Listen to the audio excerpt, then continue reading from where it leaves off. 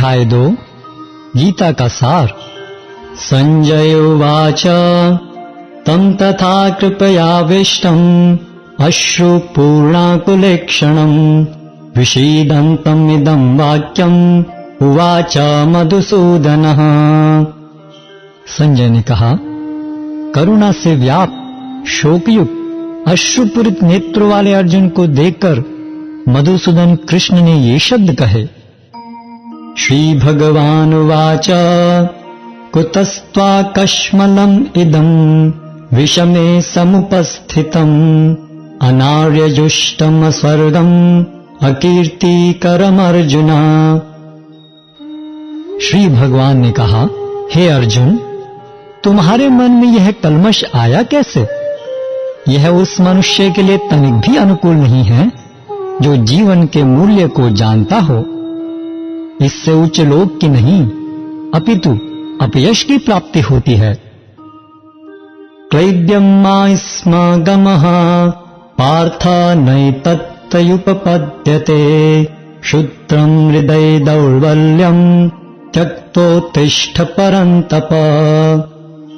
हे प्रथापुत्र, इस हीन नपुंसकता को प्राप्त मत हो, यह तुम्हें शोभा नहीं देती। हे शत्रुओं के दमन करता, हृदय की शुद्ध दुर्बलता को त्याग कर युद्ध के लिए खड़े हो।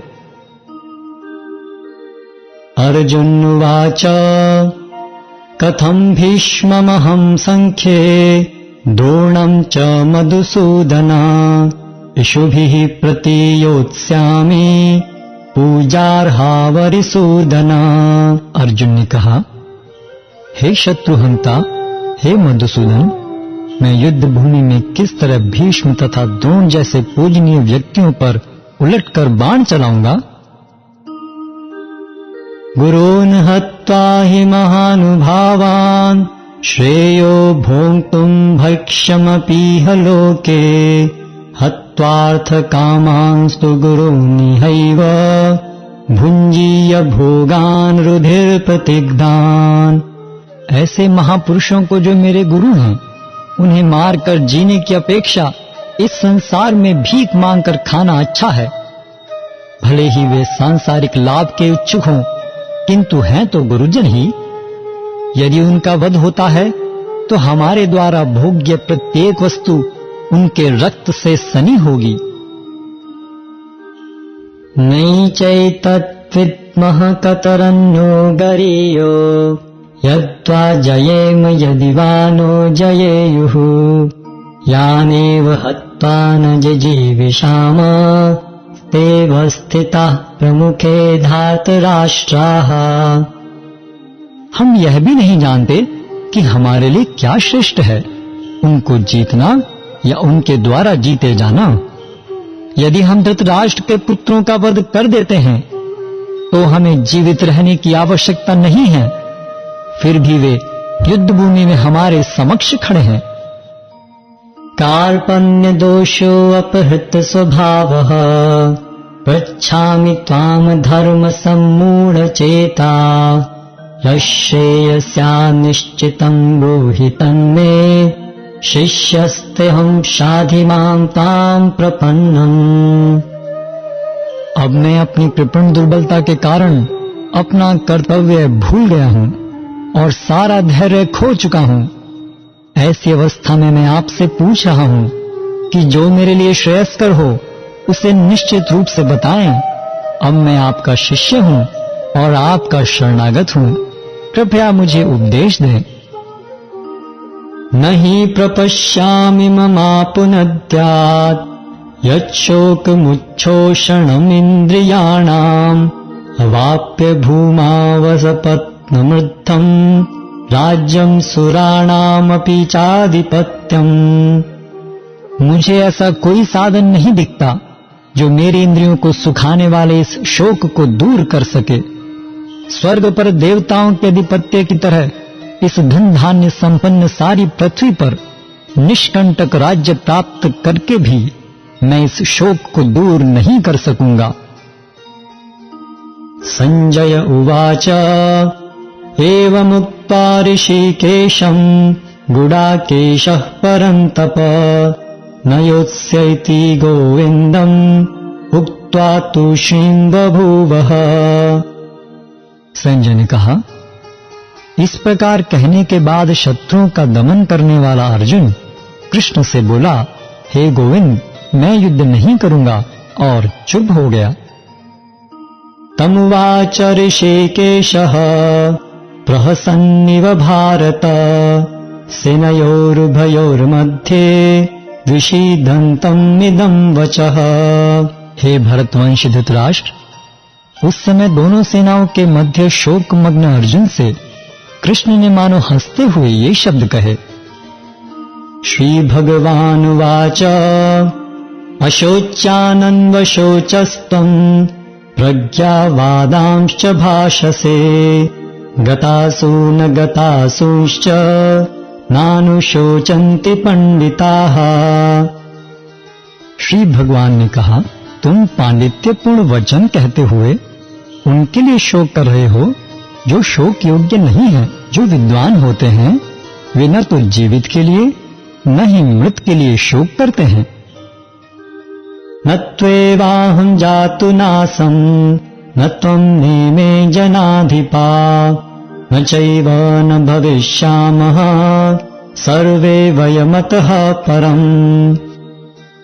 ऐसा कभी नहीं हुआ कि मैं न रहा हूं या तुम न रहे हो अथवा ये समस्त राजा न रहे हों, और न ऐसा है कि भविष्य में हम लोग नहीं रहेंगे। देहिनो अस्मिन् यथा देहे कौमारं यौवनं जरा तथा देहांतर प्राप्ते धीरस्तत्र न मुह्यति। जिस प्रकार शरीरधारी आत्मा इस वर्तमान शरीर में बाल्यावस्था से तरुणावस्था में और फिर वृद्धावस्था में निरंतर अग्रसर होता रहता है, उसी प्रकार मृत्यु होने पर आत्मा दूसरे शरीर में चला जाता है। धीर व्यक्ति ऐसे परिवर्तन से मोह को प्राप्त नहीं होता। मात्रा स्पर्शास्तु कौन्तेय शीतोष्ण सुख दुःखदाः आगमापायनो नित्यास् तां तितिक्षस्व भारत। हे कुंती पुत्र, सुख तथा दुख का क्षणिक उदय तथा कालक्रम में उनका अंतर्धान होना सर्दी तथा गर्मी की ऋतुओं के आने जाने के समान है। हे भरतवंशी, वे इंद्रिय बोध से उत्पन्न होते हैं और मनुष्य को चाहिए कि अविचल भाव से उनको सहन करना सीखे। यं हि नाव्यथयन्त्येते पुरुषं पुरुषर्षभ समः दुःख सुखं धीरं सोऽमृतत्वाय कल्पते। हे पुरुष श्रेष्ठ अर्जुन, जो पुरुष सुख तथा दुख में विचलित नहीं होता और इन दोनों में समभाव रहता है, वह निश्चित रूप से मुक्ति के योग्य है। नासतो विद्यते भावो ना भावो विद्यते सतः उभयोरपि दृष्टवन्तः तु अनयोस्तत्त्वदर्शिभिः। तत्वदर्शियों ने यह निष्कर्ष निकाला है कि असत भौतिक शरीर का तो कोई चिरस्थायित्व नहीं है, किंतु सत आत्मा अपरिवर्तित रहता है। उन्होंने इन दोनों की प्रकृति के अध्ययन द्वारा यह निष्कर्ष निकाला है। अविनाशी तु तद्विद्धि येन सर्वम् इदं ततम् विनाशम् अव्ययस्यास्य न कश्चित् कर्तुमर्हति। जो सारे शरीर में व्याप्त है उसे ही तुम अविनाशी समझो। उस अव्यय आत्मा को नष्ट करने में कोई भी समर्थ नहीं है। अंतवंत इमे देहा नित्यस्योक्ताः शरीरिणः अनाशिनो अप्रमेयस्य तस्मात् युध्यस्व भारत। अविनाशी, अप्रमेय तथा शाश्वत जीव के भौतिक शरीर का अंत अवश्यम भावी है। अतः हे भरतवंशी, युद्ध करो। येनं वेत्ति हन्तारं यश्चैनं मन्यते हतम् उभौ तौ न विजानीतो नायं हन्ति न हन्यते। जो इस जीवात्मा को मारने वाला समझता है तथा जो इसे मरा हुआ समझता है, वे दोनों ही अज्ञानी हैं, क्योंकि आत्मा न तो मारता है और न मारा जाता है। न जायते म्रियते वा कदाचिन्, नायं भूत्वा भविता वा न भूयः। अजो नित्यः शाश्वतोऽयं पुराणो, न हन्यते हन्यमाने शरीरे। आत्मा के लिए किसी भी काल में न तो जन्म है न मृत्यु। वह न तो कभी जन्मा है न जन्म लेता है और न जन्म लेगा। वह अजन्मा, नित्य, शाश्वत तथा पुरातन है। शरीर के मारे जाने पर वह मारा नहीं जाता। वेदा विनाशिनं नित्यं य एनम् अजमव्ययम्, कथं स पुरुषः पार्थ कं घातयति हन्तिकम्। हे पार्थ, जो व्यक्ति यह जानता है कि आत्मा अविनाशी, अजन्मा, शाश्वत तथा अव्यय है, वह भला किसी को कैसे मार सकता है या मरवा सकता है। वासांसि जीर्णानि यथा विहाय, नवानि गृह्णाति नरोपराणि। तथा शरीराणि विहाय जीर्णानि, अन्यानि संयाति नवानि देहि। जिस प्रकार मनुष्य पुराने वस्त्रों को त्याग कर नए वस्त्र धारण करता है, उसी प्रकार आत्मा पुराने तथा व्यर्थ के शरीरों को त्याग कर नवीन भौतिक शरीर धारण करता है।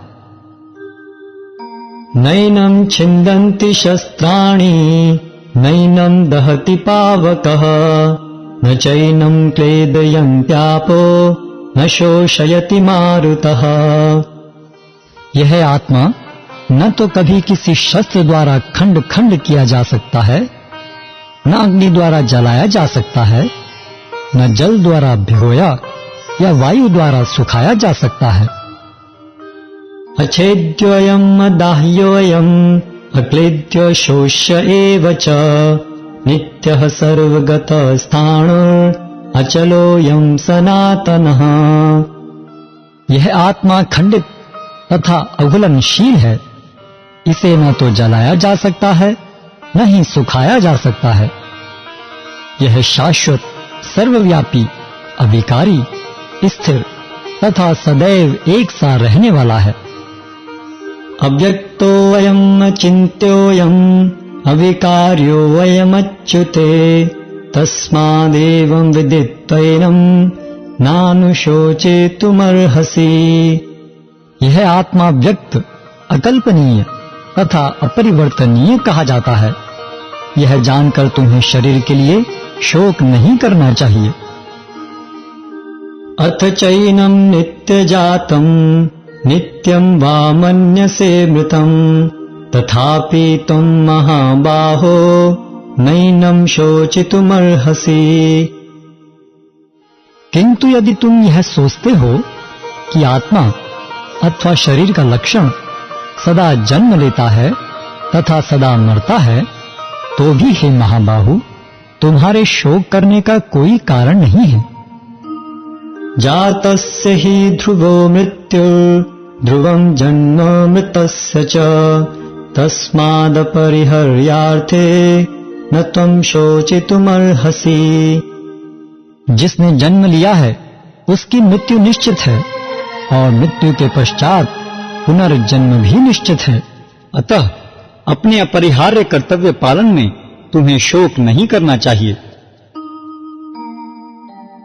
अव्यक्तादीनि भूतानि व्यक्तमध्यानि भारत, अव्यक्तनिधनान्येव तत्र का परिदेवना। सारे जीव प्रारंभ में अव्यक्त रहते हैं, मध्य अवस्था में व्यक्त होते हैं और विनष्ट होने पर पुनः अव्यक्त हो जाते हैं। अतः शोक करने की क्या आवश्यकता है। आश्चर्यवत् पश्यति कश्चिदेनम्, आश्चर्यवत् वदति तथैव चान्यः, आश्चर्यवच्चैनमन्यः शृणोति श्रुत्याप्येनं वेद न चैव कश्चित्। कोई आत्मा को आश्चर्य से देखता है, कोई इसे आश्चर्य की तरह बताता है तथा कोई इसे आश्चर्य की तरह सुनता है, किंतु कोई कोई इसके विषय में सुनकर भी कुछ नहीं समझ पाते। देहि नित्यमवध्योऽयं देहे सर्वस्य भारत, तस्मात् सर्वाणि भूतानि न त्वं शोचितुमर्हसि। हे भरतवंशी, शरीर में रहने वाले देही का कभी भी वध नहीं किया जा सकता, अतः तुम्हें किसी भी जीव के लिए शोक करने की आवश्यकता नहीं है। स्वधर्मपि चावेक्ष्य न विकम्पितुमर्हसि, धर्मयाद्युद्धा श्रेयो अन्यत् क्षत्रियस्य न विद्यते। क्षत्रिय होने के नाते अपने विशिष्ट धर्म का विचार करते हुए तुम्हें जानना चाहिए कि धर्म के लिए युद्ध करने से बढ़कर तुम्हारे लिए अन्य कोई कार्य नहीं है, अतः तुम्हें संकोच करने की कोई आवश्यकता नहीं है। यदृच्छया चोपपन्नं स्वर्गद्वारम् अपावृतं, सुखिनः क्षत्रिया पार्थ लभन्ते युद्धमीदृशम्। हे पार्थ, वे क्षत्रिय सुखी हैं जिन्हें ऐसे युद्ध के अवसर अपने आप प्राप्त होते हैं, जिससे उनके लिए स्वर्गलोक के द्वार खुल जाते हैं। अथ चेत्तमिमं धर्म्यं संग्रामं न करिष्यसि, ततः स्वधर्मं कीर्तिं च हित्वा पापमवाप्स्यसि। किंतु यदि तुम युद्ध करने के स्वधर्म को संपन्न नहीं करते तो तुम्हें निश्चित रूप से अपने कर्तव्य की उपेक्षा करने का पाप लगेगा और तुम योद्धा के रूप में भी अपना यश खो दोगे। अकीर्तिं चापि भूतानि कथयिष्यन्ति ते अव्ययाम्, संभावितस्य चाकीर्तिर् मरणादतितरिच्यते। लोग सदैव तुम्हारे अपयश का वर्णन करेंगे और सम्मानित व्यक्ति के लिए अपयश तो मृत्यु से भी बढ़कर है। भयात्रणाद उपरतम् मंस्यन्ते त्वां महारथा, येषां च त्वं बहुमतो भूत्वा यास्यसि लाघवम्। जिन जिन महान योद्धाओं ने तुम्हारे नाम तथा यश को सम्मान दिया है, वे सोचेंगे कि तुमने डर के मारे युद्ध भूमि छोड़ दी है और इस तरह वे तुम्हें तुच्छ मानेंगे। अवाच्य वादांश्च बहून् वदिष्यन्ति तवाहिताः, निन्दन्तस्तव सामर्थ्यं ततो दुःखतरं किम्। तुम्हारे शत्रु अनेक प्रकार के कटु शब्दों से तुम्हारा वर्णन करेंगे और तुम्हारी सामर्थ्य का उपहास करेंगे। तुम्हारे लिए इससे दुखदाई और क्या हो सकता है। हतो वा प्राप्स्यसि स्वर्गम् जित्वा वा भोक्ष्यसे महीम्, तस्मादुत्तिष्ठ कौन्तेय युद्धाय कृतनिश्चयः। हे कुंती पुत्र, तुम यदि युद्ध में मारे जाओगे तो स्वर्ग प्राप्त करोगे, या यदि तुम जीत जाओगे तो पृथ्वी के साम्राज्य का भोग करोगे। अतः दृढ़ संकल्प करके खड़े हो और युद्ध करो। सुख दुखे समे कृत्वा लाभालाभौ जया जयौ, ततो युद्धाय युज्यस्व नैवं पापमवाप्स्यसि। तुम सुख या दुख, हानि या लाभ, विजय या पराजय का विचार किए बिना युद्ध के लिए युद्ध करो। ऐसा करने पर तुम्हें कोई पाप नहीं लगेगा। एषा ते विहिता सांख्ये बुद्धिर्योगे त्विमां शृणु, बुद्ध्या युक्तो यया पार्थ कर्मबन्धं प्रहास्यसि। यहाँ मैंने वैश्लेषिक अध्ययन सांख्य द्वारा इस ज्ञान का वर्णन किया है। अब निष्काम भाव से कर्म करना बता रहा हूँ, उसे सुनो। हे प्रथापुत्र, तुम यदि ऐसे ज्ञान से कर्म करोगे तो तुम कर्मों के बंधन से अपने को मुक्त कर सकते हो। नेहाभिक्रमनाशोऽस्ति प्रत्यवायो न विद्यते स्वल्पमप्यस्य धर्मस्य त्रायते महतो भयात्। इस प्रयास में न तो हानि होती है न ही ह्रास, अपितु इस पथ पर की गई अल्प प्रगति भी महान भय से रक्षा कर सकती है। व्यवसायात्मिका बुद्धिः एकः कुरु नन्दन बहुशाखा हि अनन्ताश्च बुद्धयो व्यवसायिनाम्। जो इस मार्ग पर चलते हैं वे प्रयोजन में दृढ़ रहते हैं और उनका लक्ष्य भी एक होता है। हे कुरुनंदन, जो दृढ़ प्रतिज्ञ नहीं है उनकी बुद्धि अनेक शाखाओं में विभक्त रहती है। यामिमां पुष्पितां वाचं प्रवदन्त्य विपश्चितः वेदवादरताः पार्थ नान्यदस्ति इति वादिनः तामात्मानः स्वर्गपरा जन्म कर्म फलप्रदाम् प्रिया विशेष बहुलाम् भोगैश्वर्य गतिं प्रति। अल्पज्ञानी मनुष्य वेदों के उन अलंकारिक शब्दों के प्रति अत्यधिक आसक्त रहते हैं जो स्वर्ग की प्राप्ति, अच्छे जन्म, शक्ति इत्यादि के लिए विविध सकाम कर्म करने की संस्तुति करते हैं। इंद्रिय तृप्ति तथा ऐश्वर्य में जीवन की अभिलाषा के कारण वे कहते हैं कि इससे बढ़कर और कुछ नहीं है। भोगैश्वर्य प्रसक्तानां तया प्रहृत चेतसां व्यवसायात्मिका बुद्धिः समाधौ न विधीयते। जो लोग इंद्रिय भोग तथा भौतिक ऐश्वर्य के प्रति अत्यधिक आसक्त होने से ऐसी वस्तुओं से मोहग्रस्त हो जाते हैं, उनके मनों में भगवान के प्रति भक्ति का दृढ़ निश्चय नहीं होता। त्रैगुण्य विषया वेदा निस्त्रैगुण्यो भवार्जुन निर्द्वन्द्वो नित्यसत्त्वस्थो निर्योगक्षेम आत्मवान। वेदों में मुख्यतया प्रकृति के तीनों गुणों का वर्णन हुआ है।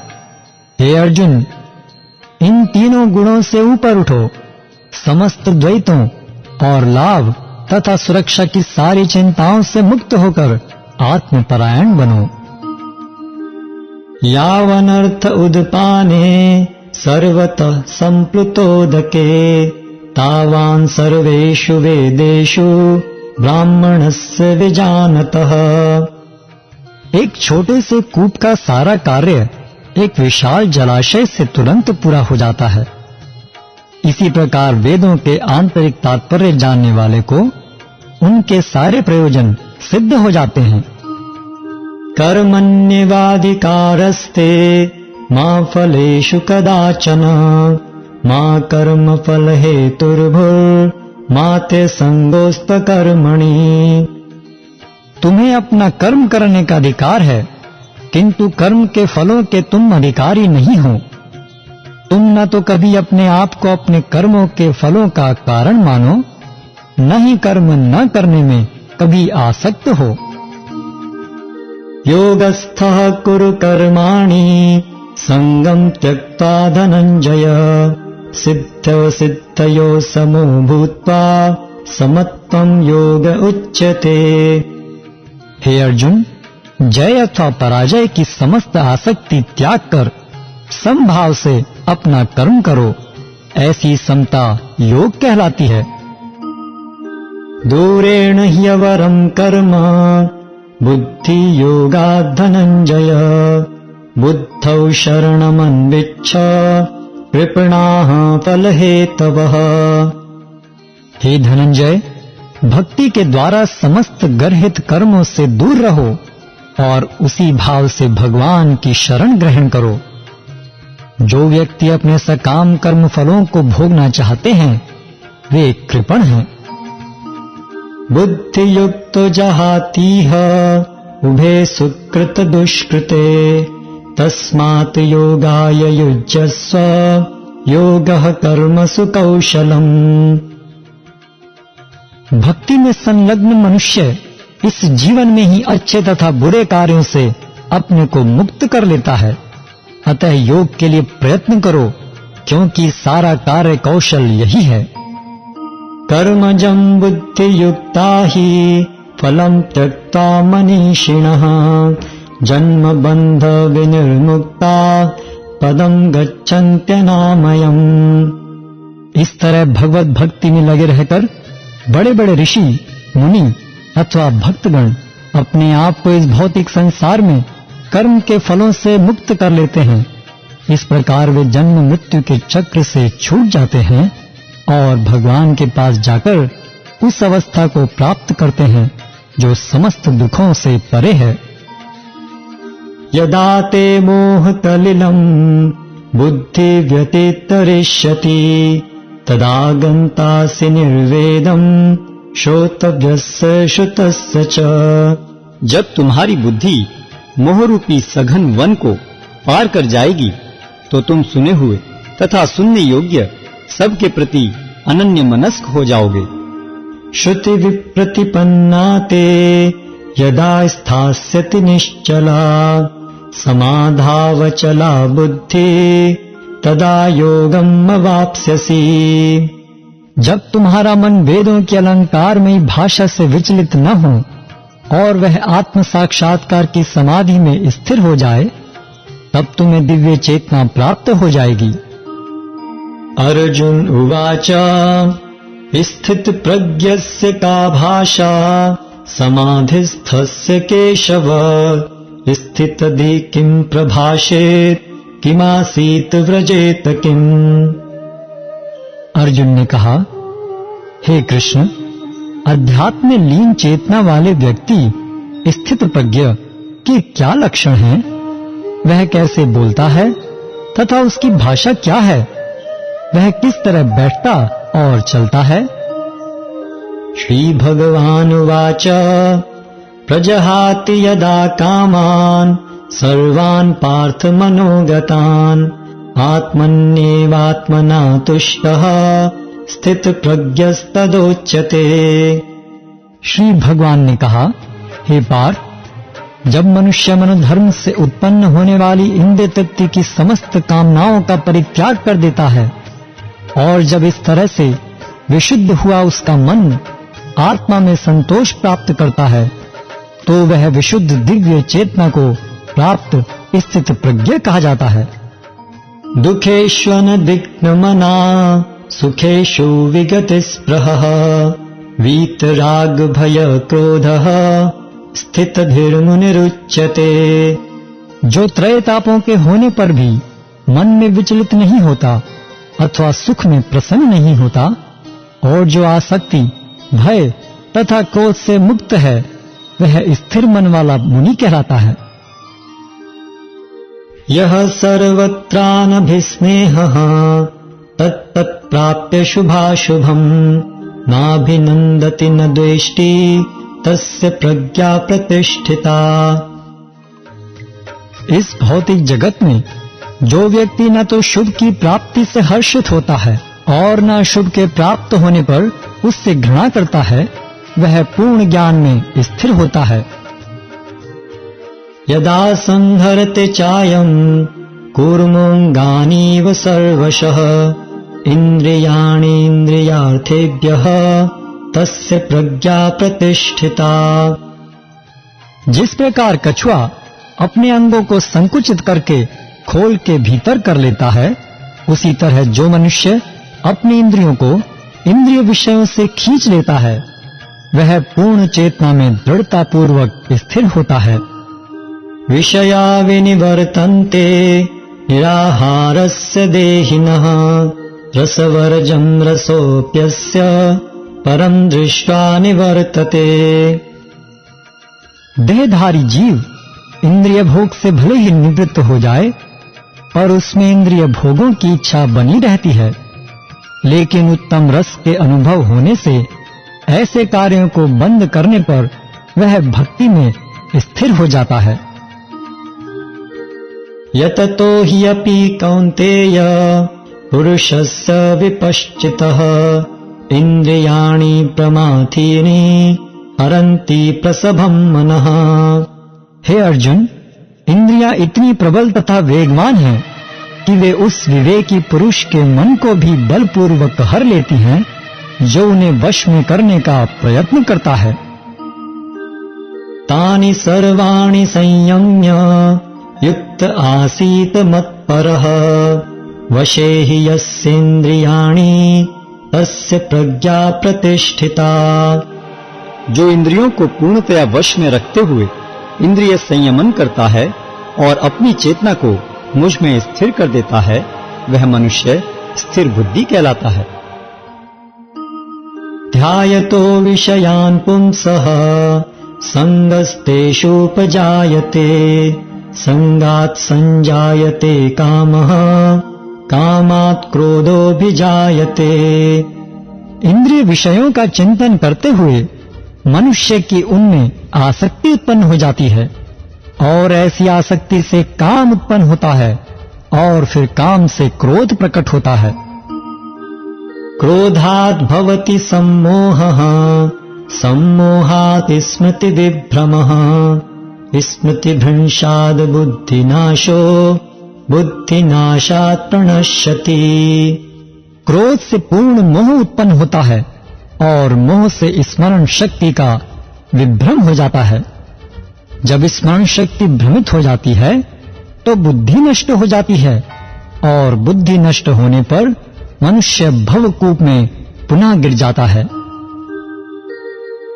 राग द्वेष विमुक्तैस्तु विषयान् इन्द्रियैश्चरन् आत्मवश्यैर्विधेयात्मा प्रसादम् अधिगच्छति। किंतु समस्त राग तथा द्वेष से मुक्त एवं अपनी इंद्रियों को संयम द्वारा वश में करने में समर्थ व्यक्ति भगवान की पूर्ण कृपा प्राप्त कर सकता है। प्रसादे सर्व दुखानां हानिरस्योपजायते प्रसन्न चेतसो हि आशु बुद्धि पर्यवतिष्ठते। इस प्रकार से कृष्ण भावनामृत में तुष्ट व्यक्ति के लिए संसार के तीनों ताप नष्ट हो जाते हैं और ऐसी तुष्ट चेतना होने पर उसकी बुद्धि शीघ्र ही स्थिर हो जाती है। नास्ति बुद्धिरयुक्तस्य न च युक्तस्य भावना न चाभावयतः शान्ते अशान्तस्य कुतः सुखम्। जो कृष्ण भावनामृत में परमेश्वर से संबंधित नहीं है उसकी न तो बुद्धि दिव्य होती है और न ही मन स्थिर होता है, जिसके बिना शांति की कोई संभावना नहीं है। शांति के बिना सुख हो भी कैसे सकता है। इंद्रियाणाम हि चरताम यन्मनोनुविधीयते तदस्य हरति प्रज्ञाम वायुर्नाव इवाम्भसी। जिस प्रकार पानी में तैरती नाव को प्रचंड वायु दूर बहा ले जाती है, उसी प्रकार विचरणशील इंद्रियों में से कोई एक जिस पर मन निरंतर लगा रहता है मनुष्य की बुद्धि को हर लेती है। तस्मादस्य महाबाहो निग्रहितानि सर्वशः इंद्रियाणीन्द्रियार्थेभ्यः तस्य प्रज्ञा प्रतिष्ठिता। अतः हे महाबाहु, जिस पुरुष की इंद्रियां अपने अपने विषयों से सब प्रकार से विरत होकर उसके वश में है, उसी की बुद्धि निस्संदेह स्थिर है। या निशा सर्वभूतानां तस्यां जागर्ति संयमी यस्यां जागृति भूतानि सा निशा पश्यतो मुनेः।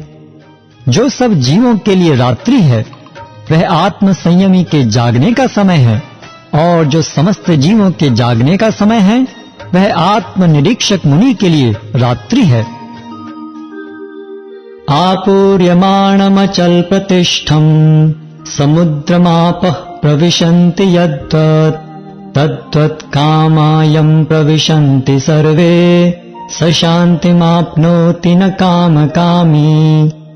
जो पुरुष समुद्र में निरंतर प्रवेश करती रहने वाली नदियों के समान इच्छाओं के निरंतर प्रवाह से विचलित नहीं होता और जो सदैव स्थिर रहता है, वही शांति प्राप्त कर सकता है। वह नहीं जो ऐसी इच्छाओं को तुष्ट करने की चेष्टा करता हो। विहाय कामान्यः सर्वान् पुमांश्चरति निःस्पृहः निर्ममो निरहंकारः स शांतिम् अधिगच्छति। जिस व्यक्ति ने इंद्रिय तृप्ति की समस्त इच्छाओं का परित्याग कर दिया है, जो इच्छाओं से रहित रहता है और जिसने सारी ममता त्याग दी है तथा अहंकार से रहित है, वही वास्तविक शांति को प्राप्त कर सकता है। एषा ब्राह्मी स्थितिः पार्थ नैनां प्राप्य विमुह्यति स्थित्वा स्यामन्त कालेपि ब्रह्म निर्वाणमृच्छति। यह आध्यात्मिक तथा ईश्वरीय जीवन का पथ है, जिसे प्राप्त करके मनुष्य मोहित नहीं होता। यदि कोई जीवन के अंतिम समय में भी इस तरह स्थित हो, तो वह भगवत धाम में प्रवेश कर सकता है।